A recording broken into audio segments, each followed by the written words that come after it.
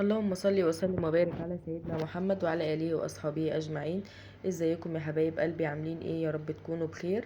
النهاردة معانا يوم جديد. اعذروني بقى على صوتي عشان انا والله تعبانة جدا جدا، وما كنتش قادرة اقوم، بس الحمد لله ربنا قدرني وان انا اقوم اشوف اللي ورايا عشان خاطر ولادي وعشان خاطر جوزي وعشان خاطر المسؤوليات اللي في رقبتي. يعني ربنا بيقدر كل واحد على قد التعب وبيدي كل واحد على قد تعبه وبيديله على قد امكانياته، يعني الجسدية، ان هو يقدر يقوم يعمل اللي وراه ويشوف ايه اللي ناقصه وايه اللي محتاج يعمله. ابتديت هنا بعد الفطار كده كان عندي شوية مواعين صغيرين مكان الفطار، وكان العشاء بقى فيه عصاير وشاي وقهوة ومش عارفة ايه. فابتديت ان انا اغسل المواعين الاول كده، الكوبايات اقصد. الصابونة اللي انا وريتها لكم في الاول دي الصابونة اللي انا عاملاها من الزيت المستعمل بتاع الي. الزيت المستعمل اللي احنا بنرميه، يعني انا عاملاها في كذا فيديو على القناة، تقدروا ان انتوا تخشوا على القناة وتشوفوا الفيديو اللي يعجبكم. وابتديت ان انا اغسل الكوبايات، وبصوا قد ايه الرغوه بتاعتها حلوه، وكمان بتلمع الالمونيا حلو جدا. هنا زي ما قلت لكم ابتديت ان انا اغسل الكوبايات. ليه عندكم بس طلب يا بنات، بالله عليكم اللي يتفرج على القناة عندي وتعجبه يا ريت يشترك، لان انا عندي الاحصائيات بتاعت القناة فيها، يعني اللي بيتفرج على القناة 90% مش مشترك. فاهمين قصدي؟ يعني في الاحصائيات بيقول لي ان اللي بيتفرج على القناة او متابع الفيديوهات 90% مش مشترك اصلا في القناة. فيا ريت لو عجبكم الفيديو، يا ريت لو عجبكم القناة بتاعتي، تقدروا ان انتوا تساعدوني و تشتركوا كده في القناة عشان يوصل لكم كل جديد. وفي كلمتين مهمين ان شاء الله هنقولهم مع بعض كده، بس ايه لما يجي وقته. وكمان يا ريت تكتبي لي كده كومنت حلو، دعوة منك حلوة. حتى لو في حاجة مش عاجباكي وعايزة تقولي لي عليها، تقدري ان انت تكتبها لي برضو في الكومنتات. ويا ريت ما تبخلوش عليا باللايك، عشان اللايك هو اللي بيرفع الفيديو وبيوصله لاكتر حد يعني. فانت مش هتخسري حاجة والله لو دوستي على اللايك طالما الفيديو عجبك. انا مش بقولك طالما الفيديو ما عجبكيش ما دوسي لايك، لا، لو الفيديو عجبك دوسي لايك، وعشان تساعدي ان حد غيرك يشوفه وتساعديني كمان في ان القناة بتاعتي ايه تكبر. زي ما وريتكم كده غسلت الكوبايات، زي ما قلت لكم هم حاجات مش كتير قوي يعني، بس انا حبيت ان انا افضي الحوض معايا كده عشان ابتدي ان انا اعمل الغدا معاكم النهارده. وقلت بقى كفايه كده، لازم ادلعهم شويه حتى لو بحاجه بسيطه. آه، مره كشري مره سمك، وانا اصلا عندي ولادي وجوزي مش من محبين السمك قوي، فاحنا بنعمله كده مره كل شهر او مرتين ولا حاجه. فطبعا يوم السمك ده بيبقى حاجة مش ممتعة بالنسبة لهم يعني. فانا عملت معاكم المرة اللي فاتت سمك، و امبارح ما عملتش حاجة عشان خاطر كنت تعبانة. وفكرت بقى النهاردة ان انا اعمل لكم يعني اكل جديد وادلع عليهم كده. الفيديو يا بنات بيوصل لكم تاني يوم ما بصوره، يعني انا بنزله تاني يوم، لان بسبب قطع النور وكده بضطر ان انا اسيب الفيديو ينزل طول الليل لوحده. وبعد كده تاني يوم بفعله ان هو يظهر عندكم، عشان بس ما حدش ايه يتوه مني. هنا ابتديت بقى غسلت الحوض وغسلت كده السيراميك اللي فوق الحوض كده، والخلاط بتاع الحوض كمان اهم حاجة. هقولك كلمتين حلوين كده هيخلوكي نشيطة كده و زي ما تقولي كده مش هتخلي حاجة وراك، يعني هتخلي بيتك كله زي الفل كده شمعة. حاولي ان انت اي حاجة توسخيها، حتى لو يعني كوبايتين شاي فضلوا، اي حاجة بتعمليها في البيت ودخلتي المطبخ لقيتيهم، اغسليهم، مش هتخسري حاجة والله، يعني مش هياخدوا منك دقيقتين يعني، فاهمه قصدي؟ هتلاقي نفسك المطبخ طول الوقت معاكي نضيف، وما عندكيش اي مواعين. جالك مشوار على فجأة هتلاقي نفسك فاضية وبيتك زي الفل. جالك ضيف على فجأة هتلاقي بيتك زي الفل. انتي نفسك لما هتلاقي البيت طول الوقت نضيف هتحسي ان انتي يعني مفيش حاجة مضايقاكي. لكن لما البيت بيبقى متبهدل او فيه مواعين، بتبقي شايلة الهم، وانا لسه هقوم اغسل المواعين او لسه هعمل مش عارفة ايه.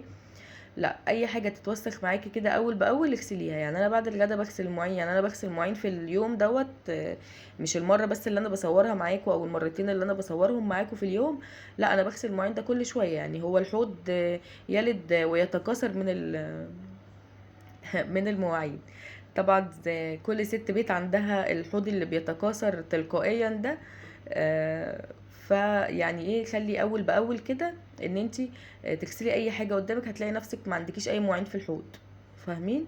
هنا عندي في الجزء بتاع الرخامه ده، لو انتم ملاحظين انا حاطه اطباق هناك، الحته دي مفتوحه، يعني لو نزل فيها ميه بتنزل على الارض تحت التربو وتحت الغساله وكده. الحته دي ليه مفتوحه؟ لان فيها المحبس بتاع الغاز. فلما جيت اعمل الرخامه، اصلا هو نظام المطبخ ما كانش كده خالص. انا كمان لما خدت الشقه غيرته. هو المفروض ان البوتاجاز كان مكان الحوض، والتلاجة كانت مكان البوتاجاز وحاجات كده يعني. فانا ايه، غيرته. المشكله بقى ان انا مش عارفه اعمل دولاب مطبخ فوق، عشان خاطر عندي الشباك كبير اللي فوق الحوض، ومركبه كمان فيه شفاط. قفلته، يبقى انا قفلت كل المنفذ اللي بتاع المطبخ. فاهمين؟ فما رضيتش ان انا اشيله، وسبته زي ما هو كده، وعملت بس الحوض تحت منه، وغيرت يعني ايه الاماكن بتاعه الحاجات اللي كانت موجوده، وركبت رخامه تانية. الرخامه اللي انا اشتريت الشقه كانت موجوده، كان لونها ابيض زي لون الرخام اللي انا حطاه على على السراحه والكومودينو وكده. فانا جبت بقى الرخامه اللي انتوا شفتوها دي، بحبها عشان خاطر بصراحه كده بتحسيها آه، رخامة قيمة كده، ومش بتتوسخ بسرعة. يعني اللون بتاعها على طول بيلمع كده. فاهمين قصدي؟ هنا بقى ابتديت ان انا امسح البوتاجاز. طبعا ما غسلتش العيون عشان أنا لسه هشغله واعمل الاكل، فعشان خاطر ما يغلبنيش وانا بعمل الاكل. وغسلت كده الحوامل وحطيتها على البوتاجاز. ودلوقتي بقى هنشوف هنعمل ايه في الاكل. عندي هنا في الاكل هعمل شويه لوبيا صغيرين كده.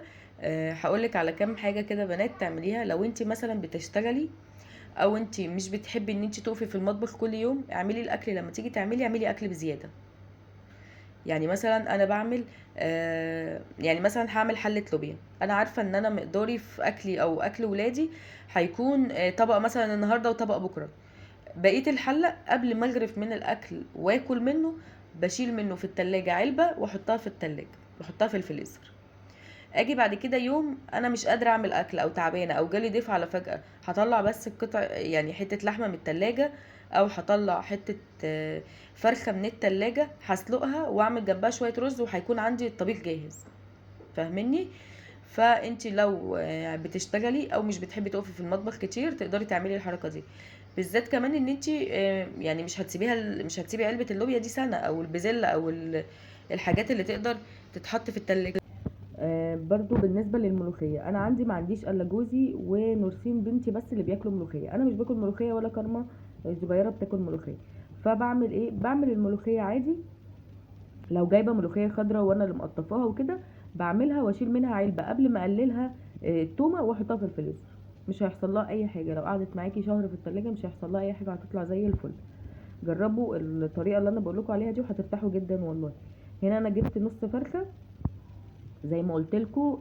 كل واحد ادرى بكميه الاكل اللي ولاده بياكلها. انا بالنسبه لي نص فرخه كويس، لان البنات مش بيحبوا ياكلوا الاكل لما بيبات. فهم يا دوبك بياكلوا الاكل وياكلوا الفراخ او اللحمه بتاعتهم في اليوم. فمش بضطر ان انا اعمل الفرخه كامله، عشان طبعا كده كده هتخليني اعمل وجبه تانية في يوم تاني. وفي نفس الوقت لما الفراخ بتقعد بيبقى طعمها مش بتبقى حلو. ماشي. هنا بقى دي اكله صعيدي، معرفش بقى اذا كان في حد فيكم يعرفها ولا لا، وهي الويكا. الويكا دي طعمها تحفه يا بنات. يعني انا عندي في اليوم اللي بطبخ فيه يا يوم ملوخيه يا يوم ويكا. اللي علمتني طريقه الويكا دي حماتي، الله يرحمها ويحسن اليها يا رب. انا وريتكم هنا كنت بقطعها ازاي يعني. دي اكله صعيدي حلوه جدا. اي حد من الصعيد بيتفرج عليها يكتب لي في الكومنتات. تمام. ولو حد اول مره يشوفها يجربها هتعجبه جدا.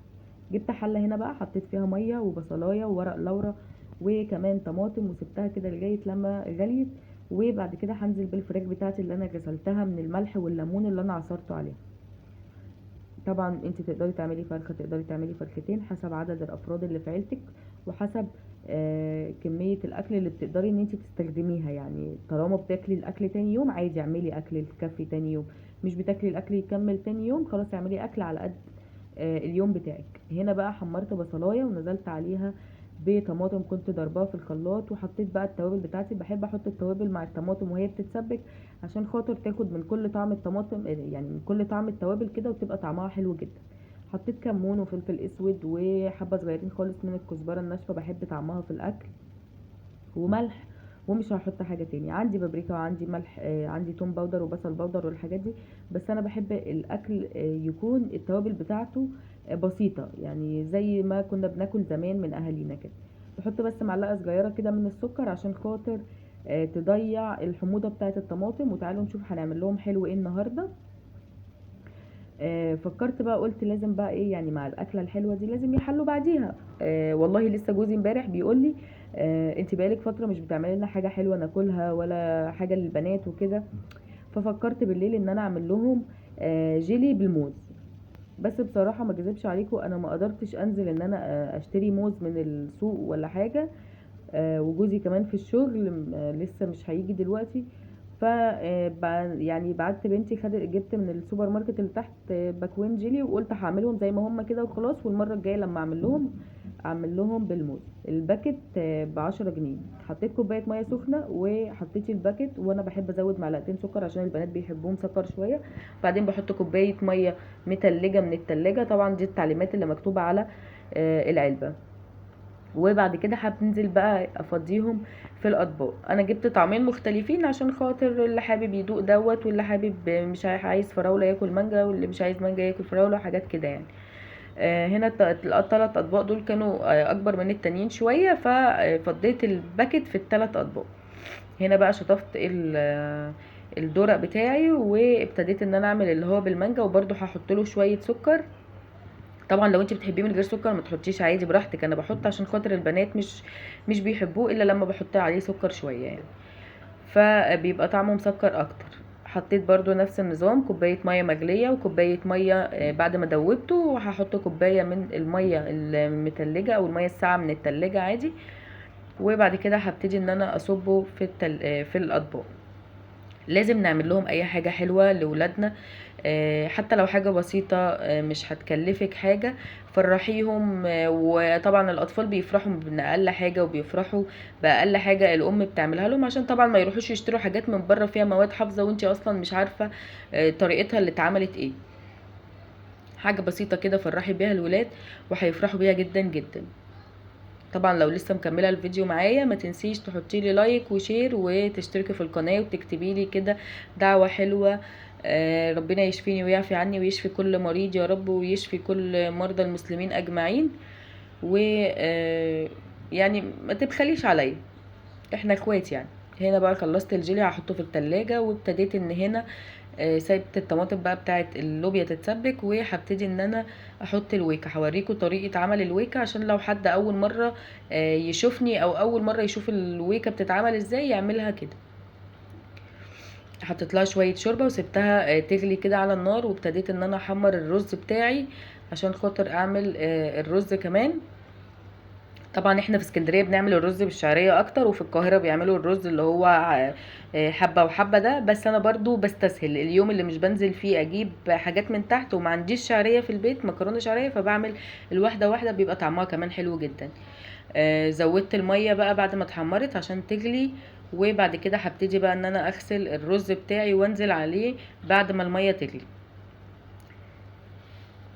حطيت بقى الملح بتاعي. على فكرة انا اول مرة اعاير ملح بمعلقة، وربنا يستر كده ونشوف الرز هيطلع مالح ولا لا. على طول بحط بالبركة كده من العلبة، والله بيطلع مظبوط يعني.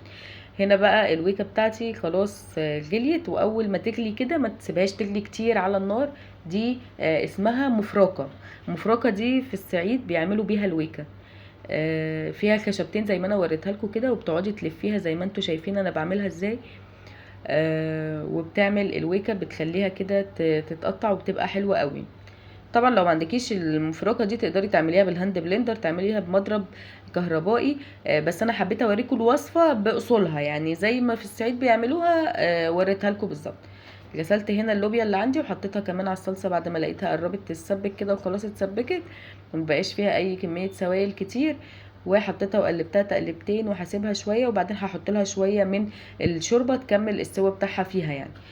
هنا بقى الرز بتاعي خلاص الميه بتاعته غليت، فابتديت ان انا انزل بالرز كده واقلبه تقلبتين، وهغطي الحله واسيبها لغايه لما الرز يتشرب كده وبعدين اوطي عليه. اهم حاجه حطي صاجه كده على تحت الرز عشان خاطر يطلع معاكي مفلفل، وكمان مفيش ولا رزايه لازقه في الحل. هنا بقى عندي بقى شويه المواعين اللي انا وسختهم دول اللي بقولك عليهم، وهقول لكم بقى على الموضوع اللي انا كنت عايزه اتكلم معاكم فيه. انا قلت بقى نتكلم في فقره غسيل المواعين اللي كلنا بنحبها دي. في متابعه كانت بعتالي بتقولي يا ام نورسين، اختي كرهتني في حياتي مع جوزي. ازاي؟ اختها ظروفها احسن من ظروف اللي هي بعتالي، فبتقولي اختي كل لما بتيجي عندي تقولي انت ازاي عايشه العيشه بتاعت الفقر دي؟ ده انا جوزي بيجيب لي وبيجيب لي وبيجيب لي، انا عندي حاجات احسن من اللي عندك، انت ليه مستحملاه؟ ما تتطلقي منه وتتجوزي واحد تاني. وانا بحب جوزي وما كنتش عايزه الموضوع دوت يعني ايه يضايقني، بس الموضوع ابتدى ان هو تتكلم فيه كذا مره، فانا اتضايقت وخلاص وصلت معايا ان انا فعلا فكرت ان انا اتطلق. انت ايه رايك؟ وخلي المتابعين يكتبوا لي رايهم. بصي يا قمر، مش معنى ان اختك ظروفها كويسه يبقى انت كمان لازم ظروفك تبقى كويسه.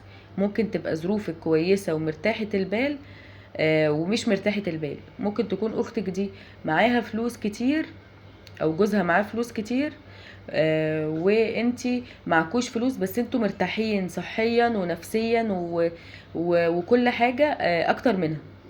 يمكن ربنا يرزقها بفلوس ما يرزقهاش بحاجة تانية. في ناس ربنا بيرزقها بالفلوس ما بيرزقهاش بالخلفة. في ناس بتتمنى ان هي تخلف ومعاها فلوس وبتروح للدكاترة والفلوس اللي معاها دي بتبقى يعني ما عملتلاش اي حاجة. فاهمة قصدي؟ فطالما انت بتحبي جوزك وراضية بعيشتك ما تسمعيش كلام لحد، واحمدي ربنا على العيشة اللي انت فيها. ويعني ربنا نفسه بيقولك واذا شكرتم فازيدنكم. اشكري ربنا في كل وقت، حتى لو في زنقة اشكري ربنا وهتلاقي ربنا والله حنين جدا وهيكرمك وهيوسع على جوزك كده، وهتلاقي نفسك بقيتي احسن من اختك. لو فكرتي شوية في ظروفك وظروف اختك هتلاقي انت عندك حاجة مش عندها. فكري كده وهتلاقي انت عندك حاجة مش عندها. عندك راحة بال، عندك ولاد صحتهم كويسة. خلي بالك اللي بيبقى معهوش فلوس وظروفه يعني ضيقة، ربنا بيبارك في صحة ولاده جدا.